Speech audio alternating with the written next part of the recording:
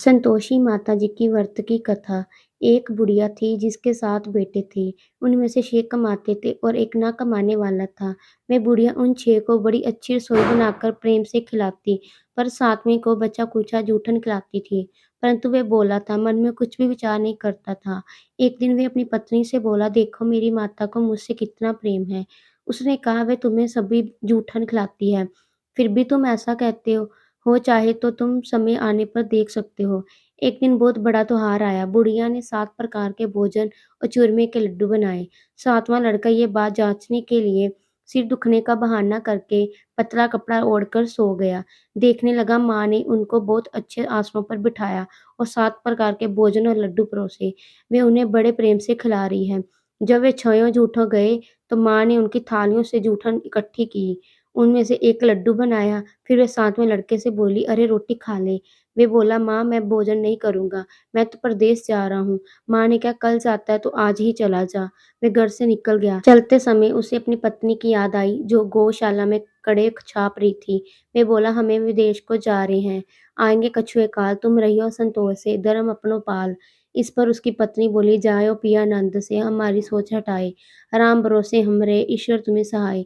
देहु निशानी आपनी, देखो धरु मैं धीर, सुधरी हमारी न बिसारियो, रखियो मन गंभीर। इस पर वह लड़का बोला, मेरे पास कुछ नहीं है, ये अंगूठी है सो ले, और मुझे भी अपनी कोई निशानी दे दे। वे बोली, मेरे पास क्या है, ये गोबर भरे हाथ है। ये कहकर उसने उसकी पीठ पर गोबर भरे हाथ की छाप मार दी।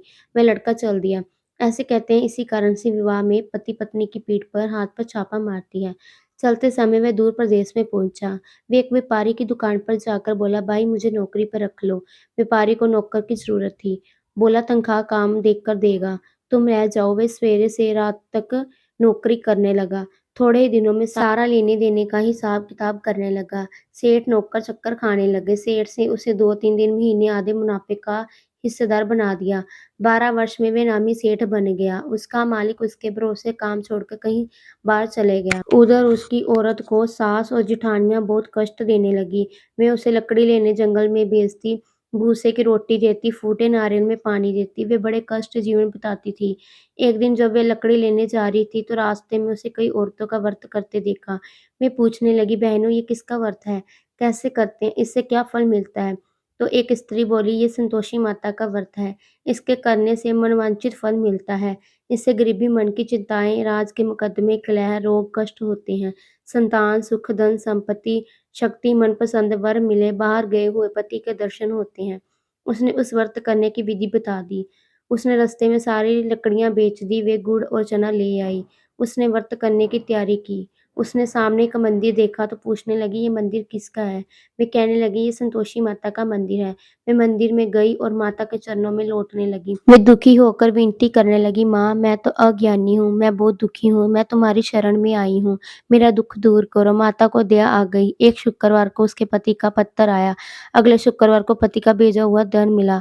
अब तो जेठ जेठानी और सास नाक सिंगोड़े के कहने लगे, अब तो इसकी खातिर बढ़ेगी, ये बुलावे पर भी नहीं बुलाएगी। वे बोली, पत और धन आवे तो सभी को अच्छा लगता है। उसकी आंखों में आंसू आ गए। वे मंदिर में गई और माता के चरणों में गिरकर बोली, हे माँ, मैं तुमसे पैसा कम मांगा था, मुझे तो अपना सुहाग चाहिए, मैं तो अपने स्वामी के दर्शन और सेवा करना मांगती हूँ। तब माता ने प्रसन्न होकर कहा, जा बेटी तेरे पति आवेगा। वे बड़ी प्रसन्नता से घर आई और घर का काम काज करने लगी। उधर संतोषी माता ने उसके पति को सपन में घर जाने और पत्नी की याद दिलाई। उसने कहा, माँ मैं कैसे जाऊं, परदेश की बात है, लेन देन का कोई हिसाब नहीं है। माँ ने कहा, मेरी बात मान, सवेरे नहा धोकर नाम लेकर घी का दीपक जलाकर दंडवत करके दुकान पर बैठना। देखते देखते सारा लेन देन साफ हो जाएगा, धन का ढेर लग जाएगा। सवेरे उसने अपने सपन की बात सभी से कही तो सब दिलगी उड़ाने लगे। वे कहने लगे, कहीं सपने भी सत्य होते हैं। पर एक बूढ़े ने कहा, भाई जैसे माता ने कहा है वैसे करने में का डर है। उसने नहा धोकर माता को दंडवत करके घी का दीपक जलाया, दुकान पर जाकर बैठ गया। थोड़ी देर में सारा लेन देन साफ हो गया, सारा माल बिक गया, धन का ढेर लग गया। वे प्रसन्न हुआ और घर के लिए गहने और सामान वगैरह खरीदने लगा। जल्दी घर को रवाना हो गया। उधर बेचारी उसकी पत्नी रोज लकड़ियां लेने जाती, संतोषी माता की सेवा करती। उसने माता से पूछा, हे माँ, ये धूल कैसी उड़ रही है? माता ने कहा, तेरा पति आ रहा है, तू लकड़ियों के 3 बोझ बना ले, एक नदी के किनारे रख, एक यहाँ रख और तीसरा अपने सिर पर रख दे। तेरे पति के दिल में उसका लकड़ी को गट्ठे को देखकर मोह पैदा होगा। जब वह यहाँ रुककर नाश्ता-पानी करके घर जाएगा, तब तू लकड़ियाँ उठाकर घर जाना और चौक के बीच में गट्ठर डालकर ज़ोर-ज़ोर से तीने बाजे लगाना। ससुर जी लकड़ियों का गट्ठा लो, भूसे की रोटी दो, नारियल के खोपड़े में पानी दो। आज मेहमान कौन है? इससे माँ के चरण छुए और उसने कहे अनुसार सारा कार्य किया। वह तीसरा गट्ठर लेके घर गई, चौक में डालकर कहने लगी, ससुर जी लकड़ियों का गट्ठा ले लो, भूसे की रोटी ले लो, नारियल के खोपड़े। आज मेहमान कौन आया है? ये सुनकर सास बाहर आकर कपट भरे वचनों से उसके दिए हुए कष्टों को भुलाने के लिए कहने लगी, बेटी तेरा पति आया है, आ मीठा भात और भोजन कर, गहने कपड़े पहन। अपनी माँ के ऐसे वचन सुनकर उसका पति बाहर आया और अपनी पत्नी के हाथ में अंगूठी देखकर व्याकुल हो उठा। उसने पूछा, ये कौन है? माँ ने कहा, ये तेरी बहू है।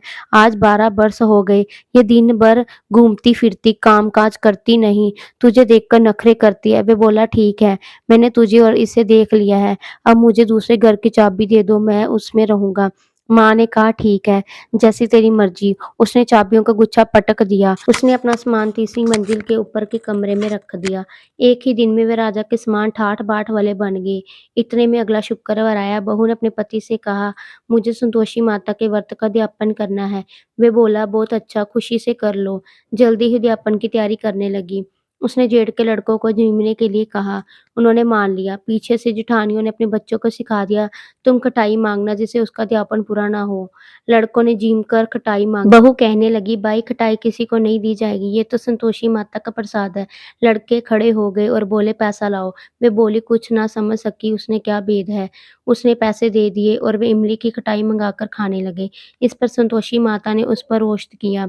राजा के दूत उसके पति को पकड़ के ले गए। वे बेचारी बड़ी दुखी हुई और रोती हुई माताजी के मंदिर में गई। उनके चरणों में गिरकर कहने लगी, माता ये क्या किया? हँसा-कर अब मुझे रुला दिया। माता बोली, पुत्री मुझे दुःख है कि तूने अभिमान करके मेरा व्रत तोड़ा है। इतनी जल्दी सब बातें भुला दी। वे कहने लगी, माता मेरा कोई अपराध नहीं है। मुझे तो लड़कों ने भूल में भी दल दिया। मैंने भूल से ही उन्हें पैसे दे दिए। माँ मुझे क्षमा करो। मैं दोबारा तुम्हारा अध्यापन करूँगी। माता बोली, जा तेरा पति रास्ते में आता हुआ ही मिलेगा। उसे रास्ते में उसके पति मिला। उसके पूछने पर वे बोला, राजा ने मुझे बुलाया है। मैं उससे मिलने गया था। वे फिर घर चले गए।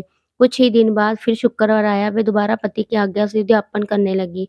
उसने फिर जेठ के लड़कों को बुला दिया। जेठानियों ने फिर वही बात सिखा दी। लड़के भोजन की बात पर फिर खटाई मांगने लगे। उसने कहा, खटाई कुछ भी नहीं मिलेगी, आना हो तो आओ। ये कहकर वे ब्राह्मणों के लड़कों को लाकर भोजन कराने लगी। उसने उन्हें दीक्षा दी। संतोषी माता उस पर बड़ी प्रसन्न हुई। माता की कृपा से 9वें मास में उसके एक चंद्र के समान सुंदर पुत्र हुआ। अपने पुत्र को लेकर वे रोजाना मंदिर जाने लगी। एक दिन संतोषी माता ने सोचा कि ये रोज यहाँ आती है, आज मैं इसके घर चली जाऊं, इसका सासरा देखूं। ये सोचकर उसने एक भयंकर रूप बनाया। गुड़हल चने से सना मुख, ऊपर और सूंड के समान होंठ, जिन पर मक्खियां भिन भिन करी थी। इसी सूरत से वे उसके घर गई। देहली में पाँव रखते ही उसकी सास बोली, देखो कोई डाइन आ रही है, इसे भगाओ नहीं तो किसी को खा जाएगी। लड़के भागकर खिड़की बंद करने लगे। 7वें लड़के की बहू खिड़की से देख रही थी। वे वहीं से चिल्लाने लगी, आज मेरी माता मेरे ही घर आई है। ये कहकर उसके बच्चे को दूध पीने से हटाया। इतने से सास बोली, पगली किसे देखकर उतावली हुई है, बच्चों को पटक दिया। इतने में संतोषी माता के प्रताप से वहां लड़के ही लड़के नजर आने लगे। बहू बोली, सासू जी मैं जिसका व्रत करती हूँ ये वो संतोषी माता है। ये कहकर उसकी सारी खिड़कियां खोल दी। सबने संतोषी माता के चरण पकड़ लिए, विनती करने लगे, हे माता हम मूर्ख हैं, अज्ञानी हैं, पापिन हैं, तुम्हारे व्रत की विधि हम नहीं जानती। तुम्हारा व्रत भंग कर हमने बहुत बड़ा अपराध किया है। हे जगत माता आप हमारा अपराध क्षमा कर दो। इस पर माता उन पर प्रसन्न हुई। बहू को जैसा फल दिया वैसा माता ने सबको दिया।